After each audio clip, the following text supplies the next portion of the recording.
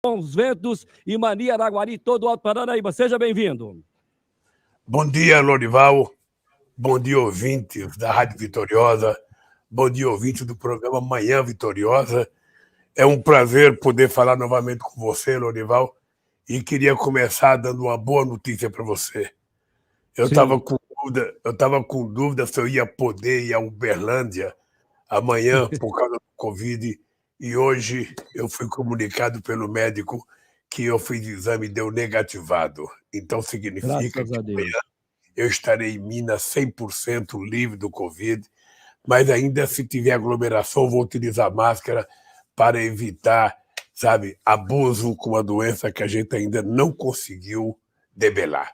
Mas é um prazer voltar a Uberlândia, é um prazer conversar com você, é um prazer conversar com o pessoal do Triângulo Mineiro. Estou à tua disposição, Dorival, para qualquer pergunta que você queira fazer. Só queria te falar que você está percebendo que eu estou um pouco rouco ainda, então eu vou falar um pouco mais baixo para não forçar a voz. Isso deve ser sequela do Covid, na verdade. É verdade. Primeiro, parabéns pelo casamento, agora um homem casado como eu, como o senador Luiz Salgado, a gente somos felizes, que Deus abençoe essa família, tá bom, presidente? Você sabe que quando eu começo a namorar, a primeira coisa que eu falo é o seguinte: se é sério é para casar. Eu não gosto de ficar enganando filha dos outros, não. Tá certo, então, é como eu. Homem sério casa. É como eu, senador Edson Salgado, nós arrumamos, casamos e nós não enganamos. Mas vamos trabalhar. Presidente, por que Uberlândia como marco de lançamento da chapa Lula e Calil? Olha, Lorival, primeiro porque Uberlândia é uma das cidades mais importantes desse país, é certamente uma das cidades mais importantes de Minas Gerais, e porque o Triângulo Mineiro é um polo de desenvolvimento, altamente respeitável, tanto no setor de serviços, setor de comércio, setor do agronegócio. Então, é muito importante dar o pontapé inicial numa cidade extraordinariamente grande, uma cidade rica, com problemas como todas as outras cidades brasileiras, e eu acho que eu não poderia, como eu já fui a Belo Horizonte esse ano, já fui a Contagem, já fui ao governador, já fui a Juiz de Fora, eu então tomei a atitude de que seria importante a gente fazer o ato de lançamento da pré-candidatura do companheiro Calil em Uberlândia. Muito bem. O senhor está falando também para Bons Ventos, Araguari, Mania Araguari e todo o Alto Paranaíba através da nossa Rádio Vitoriosa 105.5. O candidato, pré-candidato, o que o senhor viu em comum em Alexandre Calil para tê-lo como seu candidato ao governo de Minas Gerais? Olha, primeiro eu conheci o Calil uma vez num jantar quando o Pimentel era governador do estado de Minas Gerais, e eu já conheci o Calil do sucesso do Atlético Mineiro, da grande gestão que ele fez no Atlético Mineiro, e depois eu tive o prazer de conhecer o Calil já como prefeito. E na conversa com o Calil eu senti um homem da mais alta competência profissional, um homem disposto a fazer as coisas corretamente, um homem cheio de vontade de trabalhar, cheio de vontade de mudar, e foi interessante porque eu pouco conheci ele, e ele disse para mim isso, acho que era por volta de 2017, 2016, ele disse para mim: olha, eu queria lhe falar que se eu for candidato a presidente, eu vou votar no senhor. Ou seja, ele nem me conhecia direito. Então, eu acho que, depois disso, ele se lança pré-candidato, eu comecei a trabalhar a ideia de que era preciso construir um palanque forte, não apenas para que eu tivesse uma forte eleição no estado de Minas Gerais, mas para que o Calil também fosse eleito governador. E a ideia que eu tenho é que se a gente ganhar as eleições para presidente, a gente ganhar Minas, ganhar São Paulo, ganhar o Rio de Janeiro, a gente pode fazer uma revolução nesse país do ponto de vista do crescimento econômico, da distribuição de renda, porque, na verdade, é isso que está precisando no Brasil. Ou seja, eu queria te dar um número para você ver que loucura, Lorival. As empresas listadas na Bolsa de Valores cresceram no trimestre deste ano 80%. Em compensação, a renda dos 5% mais pobres caiu 34%, segundo o IBGE. Então, toda vez que você ouve falar em crescimento do PIB, crescimento na Bolsa de Valores, você precisa sempre se perguntar se esse crescimento foi repartido com aqueles que trabalham nessas empresas. E, normalmente, o que a gente está percebendo é que não é. É que o rico continua ficando cada vez mais rico, o pobre continua cada vez ficando mais pobre. Nós tínhamos 2.000 pessoas que moravam nas ruas de Belo Horizonte em 2012, hoje nós temos mais de 8.000 pessoas morando na rua. Ou seja, significa que houve um empobrecimento da sociedade brasileira. E eu acho que o Calil, ele tem esse dinamismo, o Calil tem pegada, ele tem disposição. E juntos nós vamos fazer esse país ficar muito melhor, bem melhor, mas muito mesmo melhor. Porque o povo precisa comer, trabalhar, estudar, ter acesso ao lazer, ter acesso à cultura e poder criar sua família em paz e com muita tranquilidade, sem a quantidade de ódios e a quantidade de mentiras que nós temos hoje. Nós Por estamos isso, às 9h37. foi o meu escolhido para fazer a dobradinha em Minas Gerais. Muito bem, 9h37, estamos entrevistando aqui o nosso ex-presidente Luiz Inácio Lula da Silva, pré-candidato a presidir novamente, a comandar o país. Uma pergunta aqui, com o senhor presidente, como presidente o senhor estava, claro, Uberlândia foi contemplado com grandes obras, duplicação, Uberlândia-Uberaba, Uberlândia-Catalão, Uberlândia-Trevão, Anel Viário Sul. Para o próximo mandato, qual o grande projeto de governo que o senhor tem para a nossa cidade, para o Triângulo Mineiro e Alto Paranaíba? Olha, eu poderia te dizer que, inclusive, a maior usina de saneamento básico do Brasil foi feita em Uberlândia por nós, que o presidente acabou de inaugurar. Mas fomos nós que começamos a fazer essa obra de saneamento básico. Olha, se a gente for listar a quantidade de obra que nós fizemos, se a gente for listar a universidade, os campos avançados, a Universidade de Uberaba, que nós transformamos a faculdade, as escolas técnicas que nós fizemos, os institutos federais, você vai perceber que nós fizemos uma revolução muito grande nessa região e é preciso fazer muito mais. Porque, veja, se nós quisermos que o Brasil se transforme num país importante no mundo do ponto de vista econômico, que o Brasil possa ser um país levado a sério no mundo, nós precisamos crescer, e para crescer você tem que gerar emprego de qualidade. E para que tenha emprego de qualidade, você precisa investir na educação. Se você não conseguir investir na educação, investir em ciência e tecnologia, investir para formar nossa juventude, o Brasil não vai crescer. É a educação a base do desenvolvimento do país. E nessa educação você formar muitos engenheiros, formar muita gente especializado em engenharia espacial, na informática, porque é isso que vai dar o Brasil. E Uberlândia é uma cidade polo. Uberlândia é uma cidade grande, é uma cidade rica, é uma cidade que cresceu bastante. Então, eu acredito que essa coisa que nós precisamos fazer para o Brasil voltar a crescer.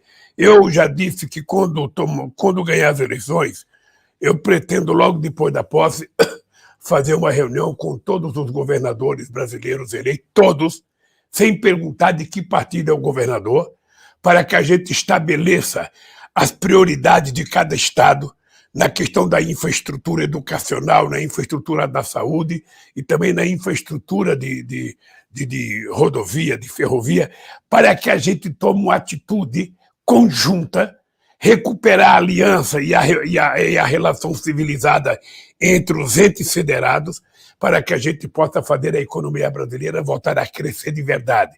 Porque o crescimento que gera emprego, o emprego gera salário, o salário gera consumo, o consumo gera mais emprego, gera mais salário, gera mais comércio, ou seja, e a economia dá um salto de qualidade e a gente vai viver o que nós vivemos em 2010, a gente vai viver o que nós vivemos em 2008, quando mesmo com a quebra do banco Lehman Brothers nos Estados Unidos, eu disse que a crise seria uma marolinha para nós.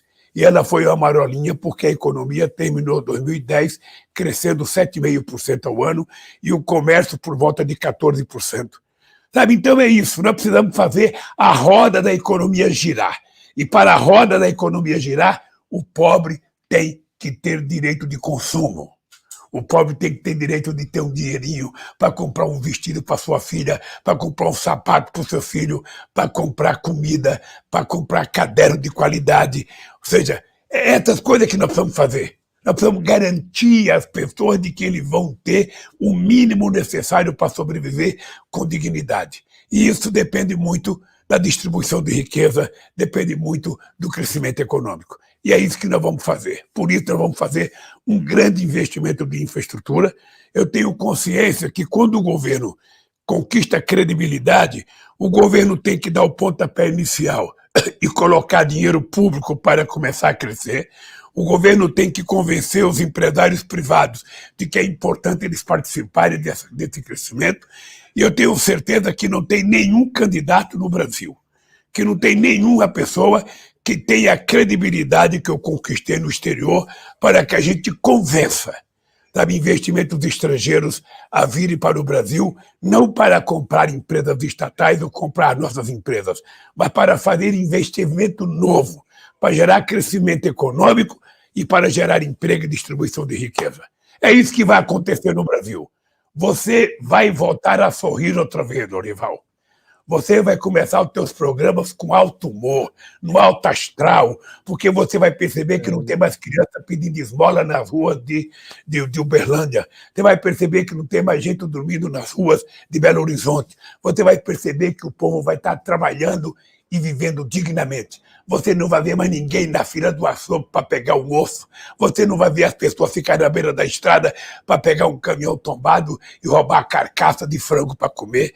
Você não vai precisar ver as pessoas ir no fim da feira, quase 1 hora da tarde, para comprar xepa. Não. As pessoas vão ter de viver, sabe, comendo bem e comida de qualidade. E às custas do seu trabalho, às custas do seu suor, às custas da sua capacidade, porque é isso que dá orgulho num homem e numa mulher.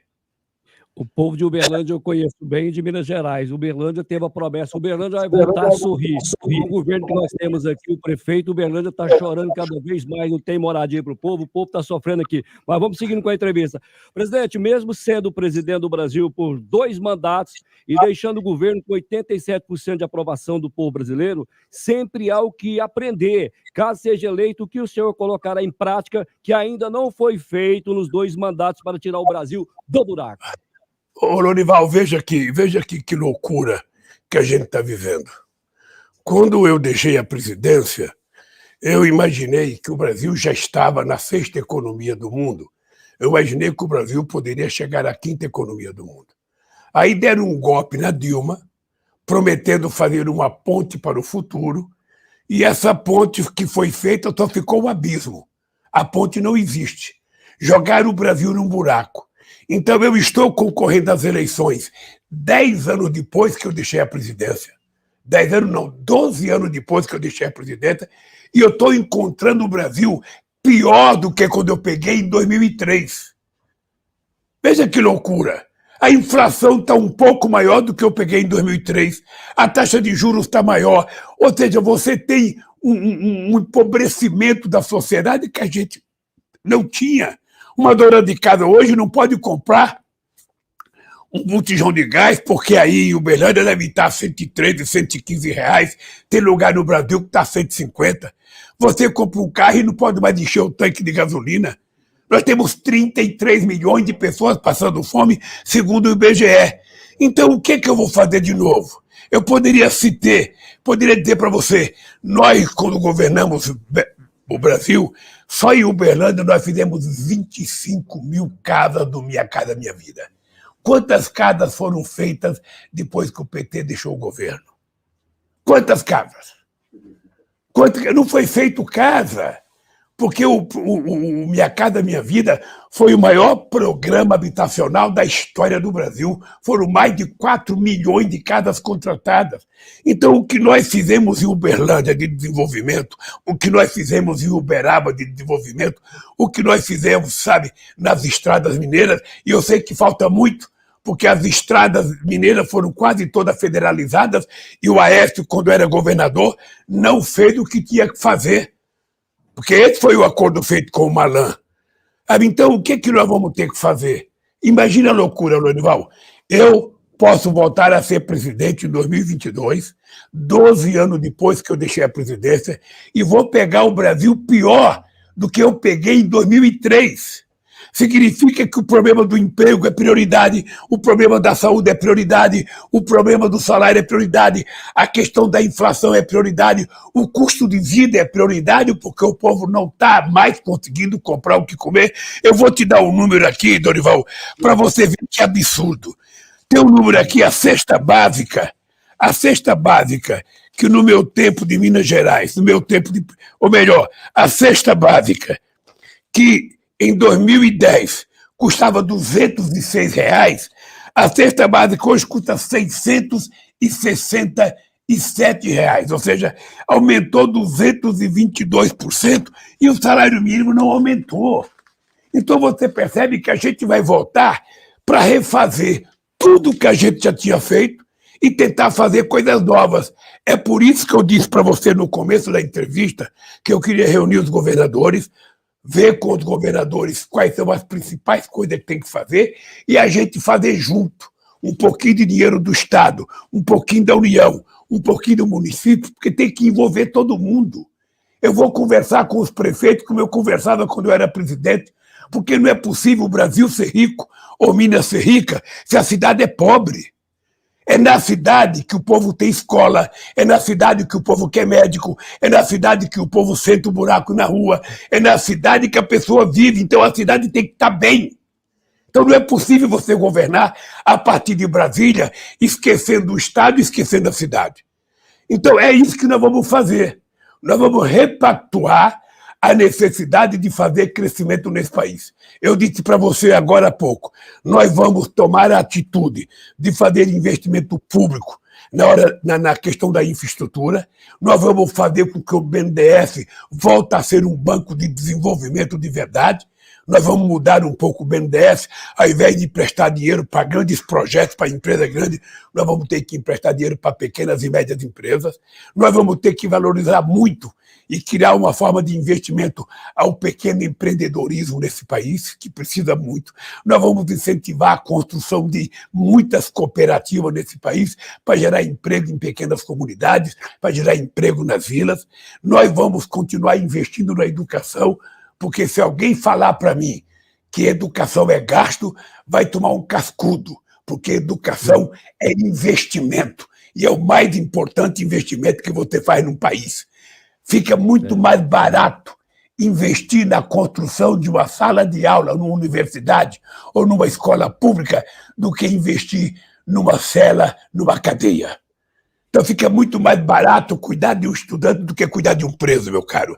Então nós vamos fazer esse país voltar a ser feliz, esse país vai voltar a crescer, e é isso que eu estou dizendo para você. Depende do Estado, depende de você ter muita credibilidade, depende de você convencer os empresários a fazer investimento e depende de você convencer externamente investidores estrangeiros a vir voltar em coisas novas no nosso país. Além disso, continuar exportando muito o agronegócio, tentar recuperar o parque industrial brasileiro. Você sabe que a gente já teve na indústria brasileira, o PIB industrial já foi 30%. Hoje o PIB industrial é apenas 11%. Significa que as empresas brasileiras desapareceram. Então nós temos que saber que tipo de empresa nós vamos fortalecer, que tipo de empresa a gente vai querer criar, que tipo de empresa a gente vai fazer. E, sobretudo, Lorival, que tipo de emprego? Com essa coisa do mundo digitalizado, com essa coisa da indústria de dados, com essa coisa de 5G, 4G, 3G, ou seja, nós vamos ter que unir governo, trabalhadores, universidades e pesquisadores para que a gente descubra que tipo de emprego a gente pode oferecer para a juventude brasileira que precisa trabalhar e estudar. Esse é um desafio extraordinário, é um desafio que eu quero enfrentar. Porque quando a gente fala que a juventude é o futuro do país, não pode ficar só na palavra. Nós temos que garantir, oferecendo oportunidades para que essa meninada toda possa ser melhor do que a nossa geração. E é isso que eu vou fazer. Pode ficar certo. muito trabalho. Ao invés de ficar fazendo motociata em Los Angeles, em Miami, ao invés de ficar fazendo passeata de jet ski, ao invés de ficar... Sabe o que eu vou fazer? Eu vou andar esse país, conversar com o nosso povo, sentir a alma do nosso povo para governar para o povo e junto com o povo. Muito bem, nós estamos entrevistando aqui o pré-candidato à presidência do Brasil, o Lula, Luiz Inácio Lula da Silva, que neste momento ele fala para mais de 2 milhões de pessoas só em Uberlândia e região. Só Uberlândia são mais de 800 mil pessoas que acompanham diariamente a Vitoriosa, também Araguari, Bons Ventos FM, Mania FM e Alto Paranaíba. Ô, Lula, o que não foi feito nos 8 anos do seu mandato que o senhor quer voltar para colocar na prática? Eu não fiz isso, eu quero fazer. Eu quero fazer muita coisa. Eu quero melhorar mais a saúde do que não melhoramos. Eu quero fazer com que o SUS... Eu não sei se você sabe, Lorival, o SUS apanhou muito desde que nós criamos o SUS na Constituição de 88. O SUS foi muito atacado, o SUS apanhou muito, sobretudo da iniciativa privada na área da saúde. Só se via defeito no SUS. Quando aparece o Covid... me parece que foi a mão de Deus, sabe? Que o SUS levantou a moral, sabe? De médicos, enfermeiras e profissionais, porque se não fosse o SUS, a gente tinha tido mais de 1 milhão de mortes nesse país. Então, eu acho que nós vamos melhorar a saúde, melhorar muito. É preciso garantir que as pessoas mais humildes não vá ao médico e saia com uma receita na mão sem ter remédio para comprar, tem que sair com remédio na mão. Eles acabaram com farmácia popular, acabaram com Aqui Tem Farmácia Popular, acabaram com o Mais Médico, que levava médicos nos lugares mais longínquos desse país. Então, nós vamos fazer isso. Nós vamos continuar aprimorando, recuperar o ProUni, recuperar o FIES, sabe, fazer com que a educação volte a ser prioridade nesse país. E vamos fazer um grande investimento de infraestrutura. Você está lembrado do PAC? Eu lancei o PAC em 2007. Pois bem, meu caro, o PAC foi o maior programa de investimento em infraestrutura que esse país teve conhecimento. O país gerou milhares e milhares de empregos. No nosso período de governo, foram gerados 22 milhões de empregos com carteira profissional assinada. Então, nós agora vamos ter que fazer uma revisão na reforma trabalhista, na reforma da Previdência, na perspectiva de adequar aos tempos atuais, sem que os trabalhadores voltem a ser escravos. Porque, veja, os trabalhadores que estão trabalhando em aplicativos hoje, eles são vendidos para a sociedade a ideia de que eles são empreendedores, mas eles não têm nenhum direito. Se o carro quebra, se a motocicleta vira, se a bicicleta quebra, ou seja, o cara não tem nenhuma seguridade social, nem para ele, nem para a família. Então é preciso que a gente garanta a esses trabalhadores o direito mínimo.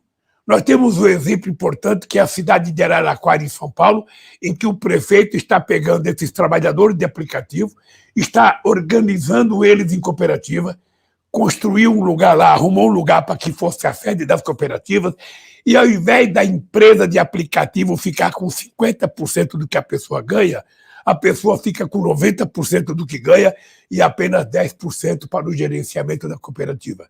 É uma nova forma de gerar empregos e de valorizar a criatividade do povo brasileiro. Muito bem. Olha, presente aqui no estúdio da Vitoriosa, acompanha a entrevista, Gilmar Machado, pré-candidato a deputado federal, Dandara, vereadora de Uberlândia, pré-candidata a deputada federal, Patrícia Mello, vice-presidenta do PT de Minas Gerais, os assessores de Gilmar Machado e assessores também da vereadora Dandara. Presidente, como está o debate do Lula com os grandes empregadores deste país? Acredito que atacar de forma muito contundente e esse desemprego seja uma luta muito grande. Como está essa conversa do senhor com os empresários? Olha, primeiro, Lorival, um abraço de coração ao Gilmar, a Dandara e a todos os companheiros e companheiras que estão aí. E eu tinha esquecido, eu quero que você transmita um abraço ao Wellington Salgado, nosso grande senador. Daqui a pouquinho, eu não ia deixar ele fazer uma pergunta para o senhor, nem o Gilmar Machado, mas daqui a pouquinho eles estão aqui no estúdio, o senador também está aqui. Então, dê um abraço para ele. Deixa eu lhe falar uma coisa. Fale. Eu pretendo... Você está lembrado que quando eu ganhei as eleições em 2003, quando eu tomei posse, eu criei um Conselho de Desenvolvimento Econômico e Social. Sim. Esse conselho tinha praticamente 90 pessoas, dentre os quais todos os grandes empresários brasileiros, médios empresários, pequenos empresários, sindicalistas, religiosos. Eu vou recriar o conselho. Talvez eu crie mais de um conselho para separar a parte da agricultura da parte empresarial, quem sabe para separar os grandes empresários dos pequenos empresários. Eu pretendo fazer com que esse país se transforme num centro de debate cotidiano, envolvendo todos os segmentos organizados da sociedade, para que todos assumam a responsabilidade pelo Brasil. Porque você veja, quando eu faço uma reunião com um banqueiro, ele quer saber do teto de gasto, ele quer saber da taxa de juros, ele quer saber do ajuste fiscal. Nunca nenhum banqueiro perguntou para mim: ô presidente, eu queria ajudar o povo de rua. Ô presidente, eu queria acabar com a pobreza. Ô presidente, eu queria participar com o senhor. Eu queria ajudar o Brasil. Não, ele só pensa no dele. Ou seja, então o que eu quero é que toda essa gente pense em ganhar dinheiro, mas essa gente pensa em contribuir para que a gente possa acabar com a pobreza. O número que eu te dei agora há pouco, de que as empresas listadas na Bolsa, num trimestre, ganharam 80%, e o salário, sabe, dos 5 mais pobres caiu 34%, é o retrato de que você está lembrado, em 1974, na época do regime militar, a economia crescia 14% nos anos 70, mas não havia distribuição. O crescimento ia só para o bolso de alguns. E nós queremos que o resultado do crescimento seja distribuído, como nós fizemos no meu governo, no governo da Dilma. Ou seja, o que a gente fazia? Todo ano a gente reajustava o salário mínimo, a gente reajustava, sabe, com base na inflação, e dava aumento real em relação ao crescimento do PIB dos últimos 2 anos. É por isso que nós aumentamos o salário mínimo em 74%. É preciso que o crescimento econômico seja redistribuído, porque quando as empresas têm prejuízo, o trabalhador paga, ele é mandado embora, ele não tem aumento de salário. Agora, quando a empresa cresce, ela precisa retribuir aquilo que é a parte do crescimento, precisa ser distribuído para os trabalhadores, porque não existe nenhum patrão que faça a sua empresa crescer porque ele não está lá no chão de fábrica trabalhando. Quem faz a empresa crescer são os trabalhadores. Agora, na hora de repartir o lucro, fica só com um? Não. É preciso rediscutir esse país. Senão a gente não vai ser uma nação civilizada. E para ser uma nação civilizada, todo mundo precisa participar do crescimento e todo mundo precisa participar do resultado. É esse país que eu pretendo construir. É esse país que eu pretendo discutir com a sociedade brasileira. Por isso, nós vamos convocar muitas conferências nacionais para discutir todos os assuntos graves nesse país, para que a gente possa fazer com que a sociedade seja coparticipante, que a sociedade não seja apenas coadjuvante, votando e deixando as coisas acontecer. A sociedade tem que se transformar no sujeito da história, da transformação desse país, sabe, para poder ajudar o governo a governar. Porque, sabe, se você é um governo que você trabalha 24 horas por dia, tem difícil. Agora, quando você é um governo que não trabalha, só faz motociata e fake news, não vai para lugar nenhum. O país é o que está acontecendo com o nosso querido Brasil. Muito bem. Essa entrevista eu iria o dia inteiro, mas a gente sabe que a agenda é grande, a produção já está aqui, Lorival, mas eu tenho aqui o senador Wellington Salgado para fazer uma colocação ao senhor e depois o Gilmar Machado. Senador, à vontade com o Lula. Presidente, foi preciso Vossa Excelência me chamar ao microfone porque o meu radialista não me deu oportunidade nem para mim nem para o Gilmar. Mas foi ordem depois... do Lula. Eu não chamaria, não. Ô, presidente, prazer falar com o senhor. Eu realmente, cada vez que eu escuto, não vou nem ficar elogiando tanto que parece puxação de saco. Mas, na verdade, eu participei na eleição de 2002 a 2010, durante seus 2 mandatos, eu e o Hélio Costa, depois virei senador durante 5 anos e meio e pude conviver com Vossa Excelência. E assim que nós ganhamos a eleição, uma coisa que me marcou muito foi no café da manhã que eu e o Hélio Costa ainda não tínhamos tomado posse, fomos tomar com Vossa Excelência, e aí chegou uma hora que o senhor falou o seguinte: olha, eu preciso botar comida na barriga do povo, porque uma pessoa mal alimentada não pode correr atrás de emprego. E aquilo, eu não sou carreirista político, né? Saí dali, eu falei pro Hélio, pô, o que esse cara tá falando disso? Como é que é isso? E eu observei, o senhor criou a Bolsa Família, botou a comida na barriga do povo, depois criou emprego, e veio evoluindo o país. Na verdade é essa. E eu vejo hoje o senhor muito mais, um homem sofrido, passou pelo que falou. Não estou falando só de operações, não, estou falando de tudo, de não deixarem isso ir para o enterro do neto, não deixarem isso ir para o enterro do irmão. São coisas que isso afeta a alma da pessoa. E o senhor passou da fase de querer mostrar que é corajoso, você não tem nada para provar, você vai fazer o trabalho que o senhor conhece bem. Quem viveu os 8 anos do governo de Vossa Excelência sabe como o país progrediu. Um dia eu estava no meu banco, que é o Bradesco, lá em São Paulo, e os caras começaram a falar, eu falei, meu amigo, vê quando o Bradesco ganhou mais dinheiro, depois desce ali na rua, pergunta ao baleiro quando ele ganhou mais dinheiro. A economia corria, o dinheiro só dá prazer quando ele passa da mão de um para o outro. É a única coisa que faz girar. E o senhor deu dinheiro para esse povo que não consumia, colocou dinheiro na mão dele, todo mundo achava que isso ia gerar inflação. E não gerou inflação. E o povo começou a viver melhor, aí todo mundo andando na rua, saía de tarde, você via aquele movimento na rua. Isso hoje não tem. É o que eu costumo falar para todos que conversam comigo, não adianta ter alguém que não tenha vindo de baixo, que tenha um coração, que saiba como é que já sentiu fome, como é que ia fazer. Isso eu falo. Eu tive amigos como Eduardo Campos, era meu amigo, todo mundo pensa, esses grandes líderes pensavam como o senhor. E hoje eu não entendo como é que pessoas que viveram na fase que o senhor foi presidente ainda podem contestar o tipo de modelo que virá com a sua administração, Vossa Excelência vencendo a eleição. Eu não consigo entender. Mas, pelo menos, presidente, quando eu chego em casa, que o meu filho, que tem 17 anos, fala, pai, pô, o Lula vai lá na universidade, será que daria para levar 3 amigos meus que querem conhecer o Lula? Garoto que não viu a sua administração. Então eu falei, mas por que quer? Não, eles gostam do Lula. E garoto estudando numa boa escola, presidente, tem conhecimento. E o professor também, que leciona lá, fala, pô, arruma um espaçozinho para eu ver o Lula. Então, quer dizer, ainda há uma esperança nisso. Há uma esperança, porque eu vi a sua administração, presidente. Eu não estou falando aqui que eu li no livro, li jornal, não, eu estava lá, pô. Eu vi o senhor sofrer em momentos difíceis, participei de reuniões fechadas.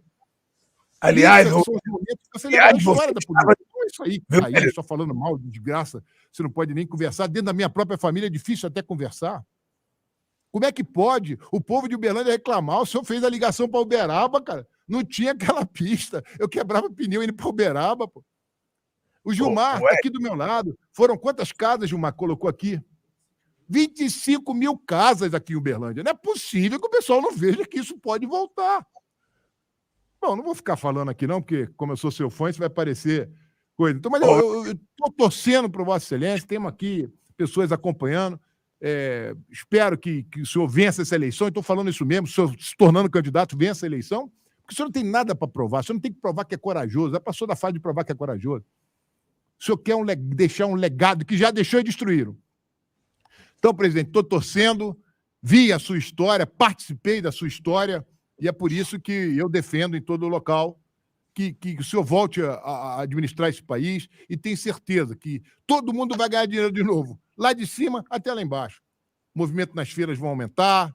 Então é isso que eu estou torcendo. Que o senhor volte e mostre tudo que o senhor já sabe fazer, né? Não vai precisar de 2 anos para aprender como é ser presidente.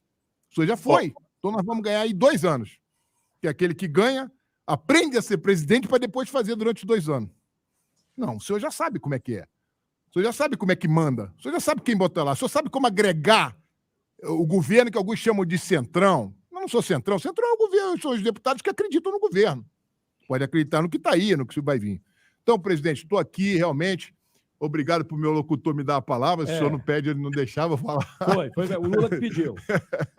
E o Gilmar também está aqui na hora, Dandara, que é uma pessoa de grande momento político que está vivendo, rejuvenescendo toda a política.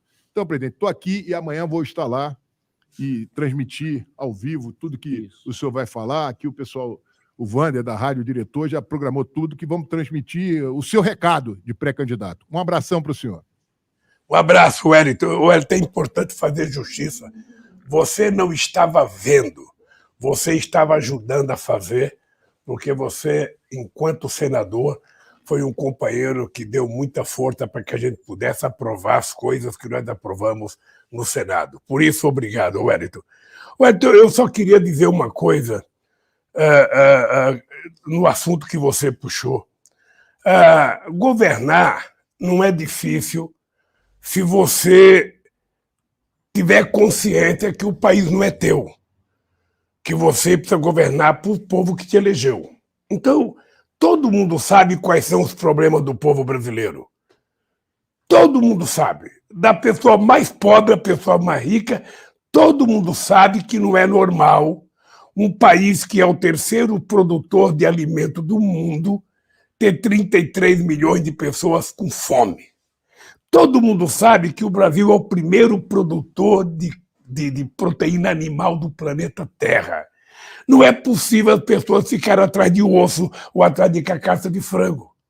Todo mundo sabe que esse país precisa de obras de infraestrutura para gerar emprego. As cidades não têm saneamento básico, muitas cidades não têm aquilo que é o mínimo necessário, falta asfalto, falta iluminação em muitas cidades brasileiras. É preciso que a gente faça dessas coisas para gerar emprego. Quando nós criamos o PAC em 2007, a gente acertava com as empresas para contratar os trabalhadores da cidade para gerar emprego na cidade. Olha, se você tiver emprego, se você tiver educação, se você tiver área de lazer para essa juventude e ele estiver estudando, você vai ter menos violência na rua, vai ter menos assalto de celular, vai ter menos assalto de qualquer coisa. Porque é a miséria que às vezes cria o ímpeto das pessoas fazerem coisas que eles não fariam normalmente. Então, é preciso que a gente leve em conta que o Estado precisa cumprir com a sua função com as comunidades. O Estado tem que levar emprego, tem que levar saúde, tem que levar educação, tem que levar saneamento básico, tem que levar cultura. Sabe, essas coisas que são necessárias e que o Estado não leva. Então eu queria te dar um exemplo. Você imagina o que está acontecendo agora. Já desmontaram a Petrobras, já privatizaram a BR, você está lembrado? O que ele dizia? Se a gente privatizar a BR, vai ter muitas empresas vendendo gasolina e vai baratear o preço da gasolina. O que aconteceu? Hoje nós temos mais de 392 empresas importando gasolina dos Estados Unidos. O Brasil era exportador de gasolina. Agora o Brasil está comprando dos Estados Unidos. E o que acontece? O seu Pedro Parente, que era presidente da Petrobras, numa canetada, ele fez o PPI, o preço de paridade internacional. Então, nós que trabalhamos com salário real, nós que produzimos em real, nós que comemos em real, nós estamos pagando a gasolina ao preço internacional, quando o Brasil é autossuficiente. Porque o governo não tem coragem de assumir a responsabilidade de que é ele o responsável pelo aumento de preço. Esse aumento da gasolina, do óleo diesel e do gás e da energia elétrica representa 50% da inflação. O seu Bolsonaro fica jogando a culpa em cima do governador, quando ele deveria saber que a culpa é da covardia dele de não ter coragem de assumir o papel do presidente. Como é que o presidente de uma empresa, indicada pelo presidente da República, numa canetada, aumenta o preço, e esse presidente que manda no presidente da Petrobras não teve coragem que com a canetada desfazer esse preço? Aí agora resolve privatizar a Eletrobras, dizendo o quê? Que vai ter mais empresa e vai baratear. Não vai baratear. A hora que privatizar a Eletrobras, não vai ter mais luz para todos. Porque nenhuma empresa, não tem empresário socialista nesse país que está disposto a fazer energia, ligação de graça na cara da pessoa, na casa das pessoas. Não tem. Nós fizemos. E fizemos ligações em quase 5 da Amazônia ao Nordeste, ao Centro-Oeste, ou seja, não teve lugar que a gente não levou energia elétrica nesse país. Ora, então, o governo serve para isso. O que o atual governo está fazendo? É como se fosse o marido casado com a sua família toda lá e ficar desempregado. Aí, no primeiro aperto, fala, mulher, vamos vender a geladeira? Vende a geladeira. No mês seguinte, mulher, vamos vender a televisão? Vende a televisão.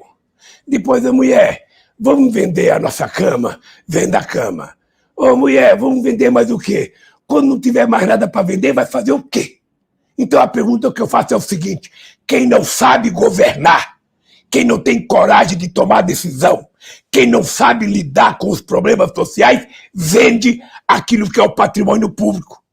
Querem vender Banco do Brasil, já quiseram vender BNDES, a Caixa Econômica, vão vender a Eletrobras, já querem vender a Petrobras. Ou seja, gente, se não sabe governar, por favor, peçam a conta e vão embora. E permita que alguém que sabe governar esse país, pensando no povo, governe esse país. Esse país não precisa passar pelo que está passando. Não precisa passar. Eu, sinceramente, às vezes eu fico triste, Lorival, porque eu vivi esse país. Eu vim de Pernambuco em 52, 1952. Eu vim por causa da fome. Eu vim por causa da fome. 70 anos depois. 70 anos depois. Sabe, a fome está pior do que estava em 52. E eu tenho orgulho de dizer que eu e o PT acabamos com a fome nesse país, reconhecido pela ONU. Foi o melhor momento de inclusão social da história desse país, em que banqueiro ganhou, fazendeiro ganhou, mas o trabalhador também ganhou. O pobre pôde subir um degrau na escada das conquistas sociais. O pobre pôde entrar numa universidade. O pobre pôde entrar numa escola técnica. É assim que a gente tira esse país da desgraça. É assim que a gente fica importante. É assim que a gente fica respeitado no mundo. Coisa que o Brasil era protagonista e que agora não é. Você imagina uma coisa engraçada. Eu não sei se você se deu conta, Lorival, o atual presidente foi participar de uma cúpula fracassada nos Estados Unidos, porque 12 presidentes não foram. E eu não sei se você viu o anúncio que a imprensa brasileira não tratou bem. O presidente Biden, num momento de generosidade com a Amazônia, ofereceu 12 milhões de dólares para ser repartido entre Brasil, Peru e Venezuela, se não falha a memória. Ou Peru e Colômbia, uma coisa assim. Ou seja, 12 milhões de dólares significa 4 milhões para cada país.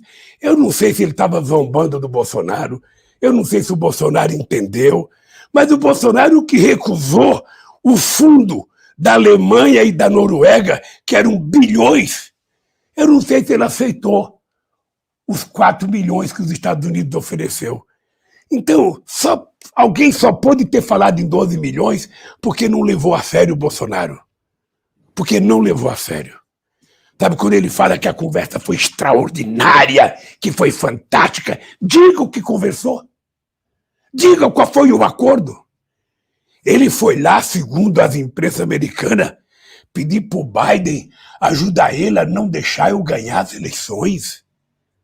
Será que isso é verdade? Eu vi ontem na imprensa, eu vi na imprensa americana, de que o presidente Bolsonaro foi aos Estados Unidos pedir para o Biden ajudar ele a não deixar eu ganhar as eleições. Eu, por Deus do céu, Lorival, que eu não acredito que seja verdade. Eu não acredito. Porque isso é se humilhar demais. O seu Bolsonaro precisa criar coragem e conversar com o povo. Parar de fazer motociata, bicicletada, cavalada, aviãozada. Ele só está fazendo essas coisas que envolvem os milicianos dele. Ou seja, vá para a rua conversar com o povo, vai explicar por causa da fome, vai explicar o preço da gasolina, vai explicar o preço do gás, o preço do óleo diesel, vai conversar com as pessoas. Então, meu caro, é o seguinte, quem vai ganhar as eleições nesse país, o Lorival, não é o Lula, não é um candidato, não é um partido. Quem vai tirar o Bolsonaro é o povo brasileiro que está cansado de tanta mentira, que está cansado de tanta sordidez, que está cansado de tanta injúria, de tanto pecado, porque é um presidente que utiliza o nome de Deus em vão, e você olha na cara dele, olha nos olhos dele quando ele fala, ele não acredita em Deus, ele fala em Deus por conta das eleições. Não tem pecado maior do que utilizar o nome de Deus em vão. Sabe, então, o cidadão que tem um comportamento leviano como ele tem, que ofende a Suprema Corte, que ofende a Câmara, que ofende o Senado, que ofende o sindicato, que ofende as mulheres, que ofende negro, que ofende estudante, que não quer fazer universidade. Que loucura que é essa? Que loucura! O que esse cara pensa que ele está fazendo nesse país? O que esse cara pensa que representa? Então nós vamos ter que recuperar esse país para o povo brasileiro. Nós vamos ter que recuperar esse país para o povo brasileiro. E é isso que eu estou disposto a brigar. Estou disposto a dedicar cada minuto da minha vida para fazer o povo compreender que ele pode voltar a ser feliz, ele pode voltar a comer, a estudar, trabalhar, a viver em harmonia com a sua família. Sabe, não utilizar a religião em vão, não utilizar a religião quando você está tratando da sua espiritualidade, da sua fé. Você tem que ter respeito. Você tem que ter respeito com você, respeito com Deus, respeito com os outros que estão vendo você falar. Não fale bobagem, porque você está cometendo uma heresia. E você, Bolsonaro, cada vez que fala em Deus, você está cometendo uma heresia, porque se tem uma coisa que você não acredita em Deus, pelos pecados que você comete. Bom, só para terminar, presidente, estou vendo aí rapidinho, boa palavra, a pergunta aí do senador, a colocação. A Dandara, que é pré-candidata, aqui tem 3 pré-candidatos a deputado federal, então a Dandara vai só falar um bom dia para o senhor e também o Gilmar Machado, que a gente sabe que o senhor já tem que encerrar, a gente entende. Fique à vontade, Dandara, bom dia. Obrigada, Lorival, obrigada, ouvintes da rádio. Quero mandar um abraço grande para o nosso eterno presidente Lula. Quero dizer para você, Lula, que quando deram o golpe na presidenta Dilma, prenderam o senhor injustamente, eles tinham o objetivo de destruir o PT, tentar desmoralizar as nossas lideranças, mas não conseguiram. Nas eleições de 2020, a vereadora mais votada de Uberlândia é uma mulher jovem, trabalhadora, professora do PT, mostrando que em Uberlândia, na região do Triângulo Mineiro, o PT está vivo, está forte, está ousado e está muito combativo. Estamos organizando tudo aqui em Uberlândia para fazer uma festa, um ato bonito no dia de amanhã. Quero convidar mais uma vez toda a população de Uberlândia, do Triângulo Mineiro, da região, para estar com a gente na Unitri, 5 da tarde, com o nosso presidente Lula e com o nosso pré-candidato ao governo, Alexandre Calil. Obrigado, Lorival, obrigado, ouvintes. Até amanhã, presidente. O presidente, só lembrando uma falha minha aqui também, aqui no estúdio, uma outra pré-candidata, a Patrícia Mello, que é vice-presidente do PT em Minas Gerais, a estadual. Desculpa a minha falha. Pode falar, presidente. Presidente Lula, eu quero cumprimentá-lo, dizer que Uberlândia vai acolhê-lo de braços abertos, estamos preparando aqui com muita força, porque nós temos certeza que o senhor vai democratizar de novo o orçamento. Não vai ter orçamento secreto mais. Eu tive a oportunidade de ser seu líder no Congresso, na área do orçamento, na comissão mista de orçamento, e não tinha orçamento secreto. O orçamento era aberto, discutido com toda a população.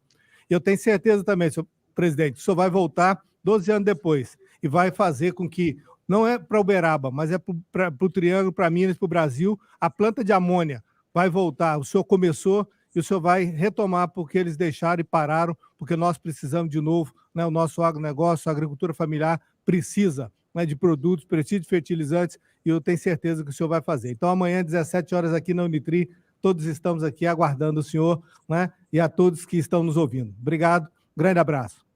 Obrigado, Gilmar, obrigado a todos vocês, obrigado a Patrícia Mello, de ver que amanhã eu estarei aí com muita vontade de ouvir, quero ouvir as pessoas falarem, quero aprender um pouco mais, e, na medida do possível, quero abraçar o maior número de pessoas possível. Estarei amanhã, Lorival. Eu espero que você esteja lá também, Lorival, para mim te dar um abraço pessoalmente. Estarei com o maior prazer. Já acabou o Covid. Não, abraçarei com o maior prazer. Aqui a única coisa que você pode pegar de mim agora é muita harmonia, muita solidariedade, muita fé, muito humanismo e muito carinho. É isso que eu tenho para dar. Agradeço o senhor, toda a sua equipe aí, e também aqui em Uberlândia, tá? O senador quer falar, não vai falar não, senador. A rádio é do senhor, até mas não vai falar não, viu? O meu diretor, Wander Tomás, já falou assim, é hora do presidente descansar. Obrigado, presidente. Só para terminar, alguma colocação que eu não fiz, o senhor gostaria de falar para o povo de Uberlândia e do Brasil? Olha, só dizer para vocês o seguinte, é que eu estou com muito orgulho para ir amanhã. Eu sempre achei Uberlândia uma cidade maravilhosa, uma cidade que é um modelo de desenvolvimento, um modelo de crescimento. Ou seja, na hora que a gente estabelecer mais justiça nesse crescimento, para que seja mais distributivo, Uberlândia vai ser uma cidade ainda melhor do que é, uma cidade modelo para esse país, se Deus quiser. E isso o PT quer contribuir, por isso que a gente vai amanhã a Uberlândia. Quero dar um abraço nos trabalhadores, nos bancários, nos comerciários, nas pessoas desempregadas, nas pessoas empregadas, nos empresários, ou seja, nos católicos, nos evangélicos, ou seja, pode ficar certo que amanhã tem abraço para todo mundo aí na nossa querida Uberlândia. Muito obrigado. Um abraço, presidente. Que Deus te acompanhe.